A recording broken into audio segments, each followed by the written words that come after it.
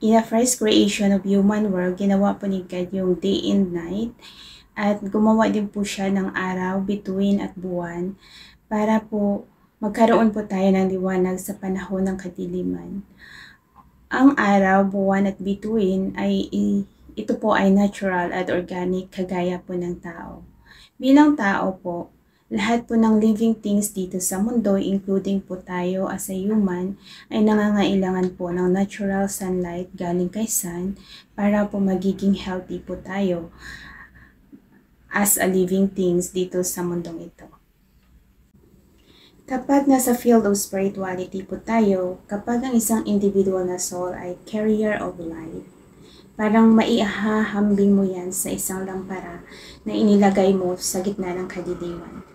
Lahat ng nasasakupan ng liwanag, nai-illuminate po ang darkness. Dahil po, darkness is an absence of light. Kapag walang liwanag, madilim po.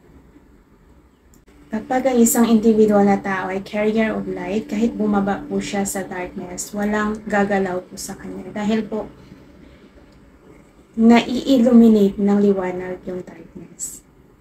At namamatay po yung kadiliman kapag may liwanag. Kaya sana po pahalagahan po natin yung ibinigay sa atin ni God, yung araw natin, dahil ito po ay tumutulong sa atin na i-illuminate yung darkness sa mundo natin para makapagbibigay siya ng direct love and lights energy sa atin as a living thing sa mundo ito. Kahit sa gabi na madilim, binigyan po tayo ng moon and star para magiging liwanag natin sa kadiliman. Dahil po, ang liwanag ang siyang nag-i-illuminate ng darkness. Si sunlight po, o si sun, ay nagpo-produce ng natural love and lights. Galing po yan kay God. Yan po yung nag-i-illuminate sa darkness dito sa mundong ito. Si moon naman, tuwing full moon may benefit si moon.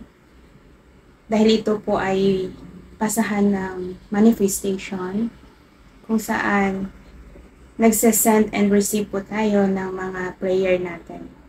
Kung bakit kapag energy po ang hinihiling lang natin at the time of full moon, mabilis po natin marireceive yung energy. Dahil our thoughts create energy, yun yung sinesend natin. And kung energy lang naman ang hinihiling natin, mabilis po bumalik yung energy o mabilis marireceive ng isang individual na tao kapag energy ang hinihingi. Pero kapag ang minamanifest po natin ay yung makikita natin in this physical world, kinakailangan po natin magkaroon ng patience para hintayin yung araw na matupad yung pinapangarap natin sa buhay. Kaya sana po ingatan natin at pahalagahan lahat ng living things dito sa mundong ito dahil po ito yung tirahan natin bilang tao. Dito po tayo nakatira. At sa buong planeta po, ito lang po yung bukod tanging planeta na meron po tayong free will at saka lahat na bubuhay dito sa mundo natin. Pag pinairal po natin ang pagmamahal sa puso natin and to appreciate lahat ng living things dito sa mundo, we will create a better world.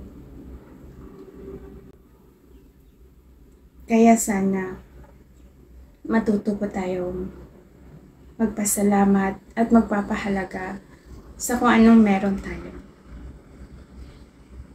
Dahil lahat ng living things na ginawa ni God para sa atin ay mayroong purpose kung bakit andito sila sa mundo ito. Kasama natin.